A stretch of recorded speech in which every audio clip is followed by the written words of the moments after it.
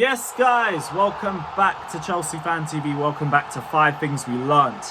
What a game. Hope everybody's recovered from that unbelievable end to the Chelsea United game. But we're here to talk about the good, the bad, the ugly, the potential ahead.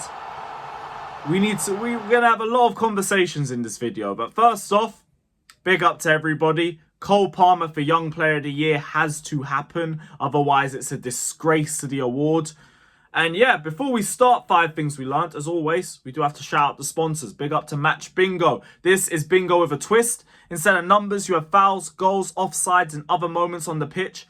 Games are capped at £2, so you don't have to worry about being responsible. They also offer free games if you want to give it a go, and 35% of profits made go to the Stroke Association. So if you want to join in with the fun with us, click the link in the description right now and join us on Match Bingo. Big up to the sponsors. Now, let's get into this game. Thought we bottled it again. I really thought we bottled it at not just 3-2, at 2-1. Because I know exactly what we're like. When we concede a goal, we lose all composure. We lose all composure. It's like a virgin trying to talk to that 10-10 girl at the club. Hella stuttering and all of that. That's what we're like as soon as we concede. We lose all belief in ourselves. That was my first point. Mentality. It's mad because we're looking at all the positives and the negatives of our mentality all in this game. Like, I saw us fight to the end. And we eventually managed to claw 2 goals in the last 2 minutes of added time. And that speaks to the positive side of our mentality, or where we can be if our mentality is in the right place. But also, with that in mind, we have a really, really bad habit of just losing all composure as soon as we concede a goal. Like, everything was in control in that first half. And then that Caicedo howler. And as soon as that happens, Caicedo's performance disappears. He was awful after that. Badiashile, who was involved, like, he wasn't having a good game anyway, but he kept misplacing passes, kept making dangerous moments, and it started to feed into the rest of the team. Not that moment, conceding the goal. And then we concede the second goal very soon after. Everybody falls asleep. We are positionally unaware. Gusto's in between the centre halves. You got Cucurella at right back. Badiashile left to mark a 2v1. He's not even noticed it because he's ball watching. Like, our mentality does need a lot of work.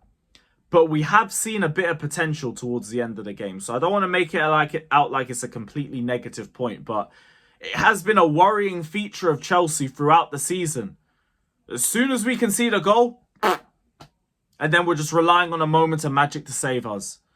So let's hope that improves. Second point, I wanted to start off with it, but I ended up talking about mentality from the off. But Cole Palmer, this is a carry job to the level of Eden Hazard from back in the day. 18, 19, 17, 18, all of that. Like, we were dead and buried, and Cole Palmer just said, no, we're not. No, we're not. Shout out to Madueke as well. He came on and he just started driving at players. Forced the penalty. Big up to him. But the key moments came down to Cole Palmer yet again. And it always seems to do with him. Like, Young Player of the Year award should be about a breakout star. This is Cole Palmer's year. He's the breakout star in the Premier League.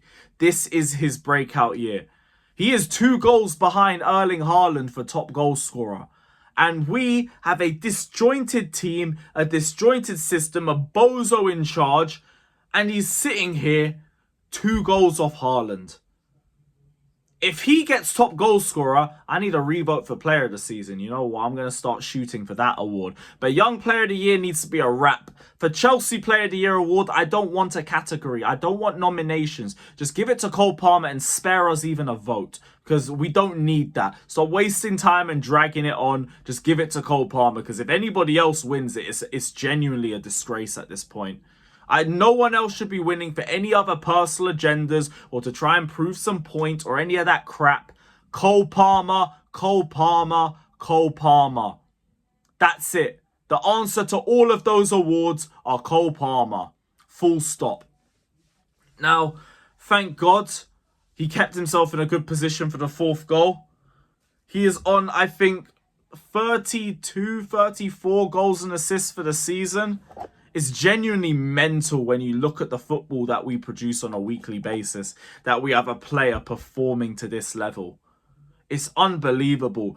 Raise those contract negotiations by another 30k. Give him another year on that contract. Lock him up. I want a 15-year contract announced. I want us to get to that level. But yeah, big up to Palmer. Deserves Young Player of the Year. Stay fit. Please, I beg. Please, like, if Palmer gets injured, we are done. In the words of Hassam Kalas, we are done. We are finished.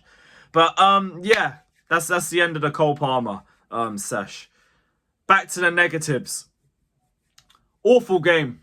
That's the next point. Awful game from both sides. Like, really and truly, we did a United to United, where we were terrible for long periods, and we just scammed the win. They gave us 4 goals. We gave them 3 goals. Like, let's not get it twisted and act like we absolutely battered them. Nah. Smash and grab. That's what yesterday's game was. A smash and grab performance. And I have no complaints about that. It's nothing that I haven't already seen before.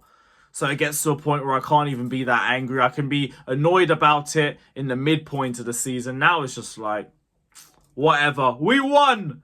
We won in amazing circumstances and we finally beat Manchester United. So I'll do the toxic and positive narrative. We won! We'll smile and be happy. We'll be happy. Just don't you dare play like that against Sheffield United. Don't you dare. Like, I do not want to be back here on Monday talking about how we drew to Sheffield United. Build on this. Build on this game. And that leads on to my next point. Can we just go on a run? For once, can we build off moments like this and not take one step forward and moonwalk right back into the same position in the next match day? Please, can we just take this game seriously? Sheffield United should be straightforward. They are crap. No disrespect intended. But come on. Come on. They're like one of the worst teams to ever play in the Premier League. We should be stat padding. With the way our attack's been cooking, we should be stat padding. Let's not make this game difficult. Let's end this game early and up the goal difference. Because Arsenal should beat Brighton, which means we can go above them. Fulham might have something for Newcastle, which means we could go above them. I forgot who West Ham are playing. Let's just hope they lose. But regardless, teams will drop points. Man United are playing Liverpool. They got to come back off this loss and go play Liverpool. Like, they're not winning. So let's do our job. Because I know a lot of them will not do their jobs over the weekend. Last point. Badiashile and Disasi. You two are worrying me. You two are really starting to worry me. Badiashile this season has not been good. Not been good. Now, I know what I saw last season, and I stand by that. And I do think with a better defensive structure and probably a better defensive coach, you're going to see a different guy. But as for now, you got to get these bozo moments out of your system. Because we are lucky to have won that game. We would have been lucky to even draw that game. And he was involved in nearly every goal. Disasi. Like, his tackling's good, but he loses the ball away. He loses the ball cheaply a lot. And I like that he tries to get the crowd up a lot. But like, when you're making mistakes and then you're trying to celebrate the recovery tackle, it's a bit tin pot. Like, I need you to just switch on a bit more. Like, do it once or twice, not every single time, man. Not unless we're patterning up the individual performances, and you're not. You're not. So I need to see a bit better from them in the next few games. But I'll be honest, I don't even want to notice them two against Sheffield United. I shouldn't have to. I should have to be talking about their passing and nothing else in that game. But we'll see what happens. Like, we aren't the Chelsea of old. That's what a lot of people love to tell us. So we'll see if the Chelsea of old turns up there. But big up to everybody that's locked in. It's been another episode of 5 Things We Learned. Let me know your thoughts down in the comment section below. As always, don't forget to like and subscribe. And potch out. Potch out. But up the Chelsea.